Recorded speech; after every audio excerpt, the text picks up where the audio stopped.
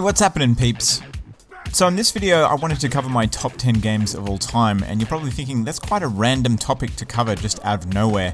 But I started thinking about my top 10 games of all time recently because 2014 has been a pretty lackluster year as far as games are concerned, and it's forced me to go back and play some of the games in my back catalogue and also revisit some of my favourite games. Now, I often get asked questions by you guys, what's my favourite FPS game, what's my favourite Call of Duty game, some of you even asked what's my favourite Street Fighter game, so I thought why not just put it all to bed in one video and give you my top 10 games of all time.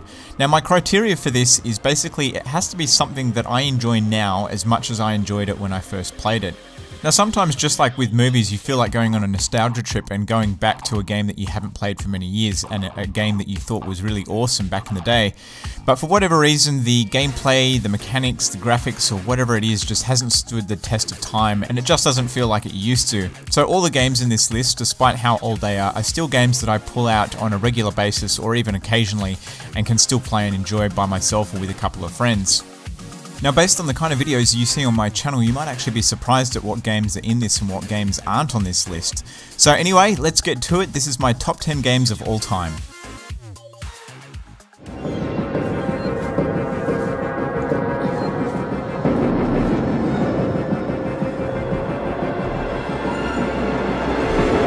Coming in at number 10 is the newest game on this list, and it's very new, it's only been on there for a couple of months, but Alien Isolation is definitely my favourite Alien game of all time, and it's quite quickly become one of my favourite games of all time because of a couple of different factors. It's definitely the best Alien game I've ever played, and because we got such a disappointing Aliens game last year with Colonial Marines, I think this one's earned a special place in my heart. It's definitely one of the most atmospheric and immersive games that I've ever played. It's so faithful to the source material, and as an Aliens fan, there's just so much to take in and enjoy. I also think it's one of the best movie tie-in games that I've ever played outside of the Batman games. One final thing that I will say about this game that is a standout is the audio design. Obviously the visuals are quite good, but the audio really stands out, and if you play this game with a 5.1 headset, you're in for a real treat. Anyway, Alien Isolation is my number 10.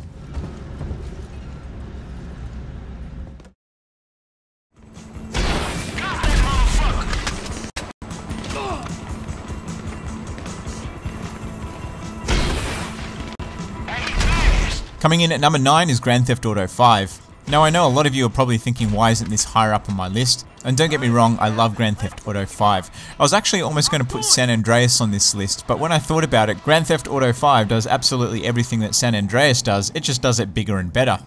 I still have really fond memories of San Andreas, and I almost put it as number 9, but when GTA 5 came out for next gen and added things like the first person mode, I really had to make it my favourite Grand Theft Auto game. I've been a big fan of the series ever since Vice City, and I've enjoyed pretty much every game since, with the exception of Grand Theft Auto 4, which I thought was a little bit boring.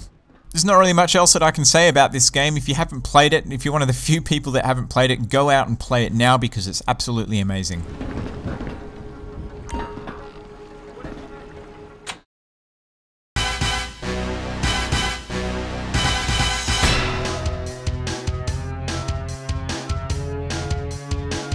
Now, I must admit this next game on my list doesn't get as much love as the other games, and that's probably because the controls haven't really stood the test of time as well as the other games. Going back to play Goldeneye after modern first-person shooters like Call of Duty or Battlefield feels really hard with the old-school analog controls, but this is still definitely a fun game, particularly if you get a couple of mates around the couch and play some split screen. I remember saving up for this back when I was in school. I saved for ages and ages and ages until I could afford an N64 and finally got myself a copy of Goldeneye, and it definitely didn't disappoint. The campaign was excellent and the multiplayer provided hours and hours of entertainment. It's also one of those games that I had completed 100%, unlocked all the secret levels and done all the challenges in the fastest times possible. Graphically, it does look a little bit dated these days, but I still think the N64 titles hold up quite well. Anyway, Goldeneye is my number 9.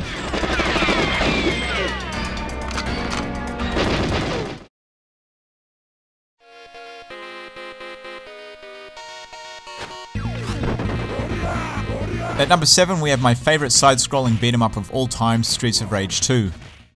I'm a massive fan of this series, including Streets of Rage 3, but Streets of Rage 2 was definitely the pinnacle. It improved on the original in so many ways, including graphics, sounds, bosses, and just overall spectacle. It has awesome music and the boss fights are a real standout, particularly the final boss. One of my personal favourite things to do with this game is use a cheat code and go to the last level and then play through it on the hardest possible setting.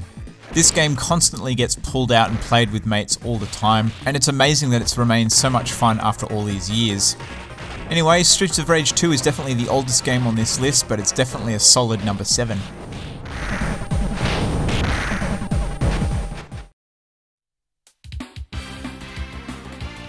Optics last. The next game on this list is X-Men vs Street Fighter. I fell in love with this game as soon as I saw it in the arcades way back in the day, and I couldn't wait to buy it on a home console, which we had to wait ages and ages for, and in the end it never got a release outside of Japan. So basically I had to modify my Sega Saturn at the time so that I could buy a Japanese version which included the RAM cart, but thankfully this version was arcade perfect. It's the first Capcom crossover game, and it led to many sequels including the incredibly popular Marvel vs Capcom 2. It's one of the few fighting games where I enjoy playing the story mode, and that's probably because fighting Apocalypse at the end is so awesome. These days, unfortunately, the only version I have of it is the PS1 version, which is a completely different game, and possibly the worst way to play this game. My Saturn died many years ago, taking with it my copy of X-Men vs Street Fighter, so maybe one day in the future I'll have to reinvest in a Saturn so I can get back to playing X-Men vs Street Fighter in all its arcade perfect glory.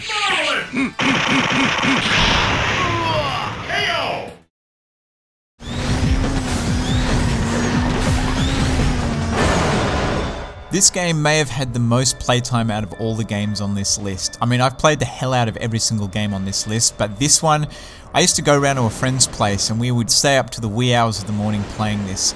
I didn't own this game until very, very recently, but it's amazing how much time I've sunk into this game and the amount of time I must have spent at my friend's place. It's pretty crazy to think that back in the day, me and my mate used to play this on a 34cm CRT TV, and it's impressive that even played on a 40-inch LCD in HD that this game still stands up. There's a whole bunch of games in the Burnout series, and I own pretty much all of them, but Burnout 2 is definitely my favourite because of its simplicity, and no other game in the series let you chain the boost together like you could in this game. The only downside to this game is it really only had one car. Once you'd unlocked the yellow Burnout car, it was all over, there was no point choosing anything else. But apart from that, it had great tracks, great music, and awesome action. And when you got tired of racing, you always had Crash Mode, providing hours and hours of entertainment. Anyway, Burnout 2 is my number 5.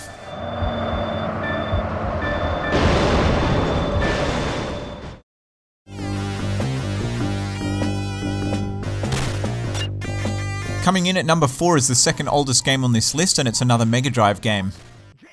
I first played this game back when I was about 12 years old, and me and a friend used to rent it out all the time and play it. I didn't actually own it until I was in my early 20s and found it in a retro gaming shop. Although quite basic, this game includes a lot of things that I like in racing games, such as customization and different car choice. It also has some pretty awesome chiptune covers of classic rock songs. Much like Streets of Rage, this still gets thrown on quite regularly and is just as much fun every time I play it.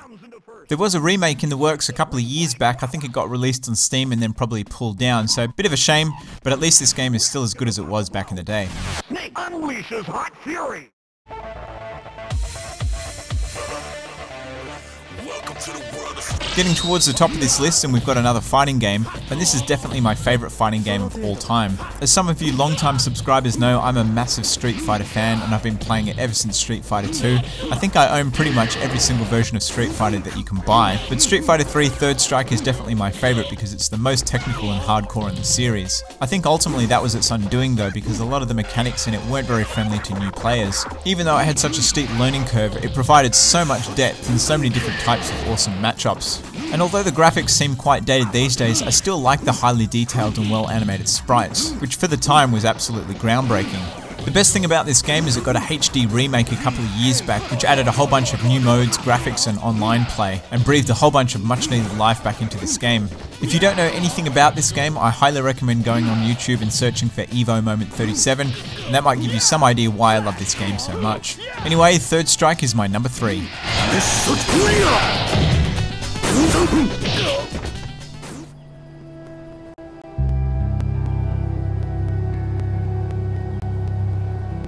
Now, I debated long and hard about my number 1 and number 2, and it was a really tough choice not to put this as my favorite game of all time.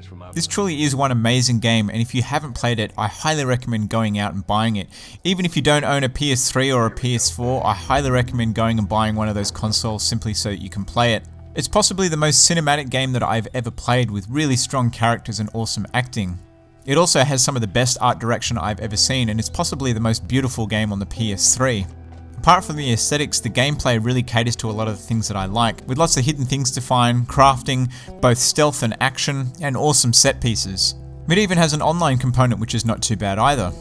Anyway, I can't stress how awesome this game is, and again, if you haven't played it, please go and find a way to play it, whether that's at a friend's place or buying the game. Just do yourself a favor, see what all the hype is about, and play it.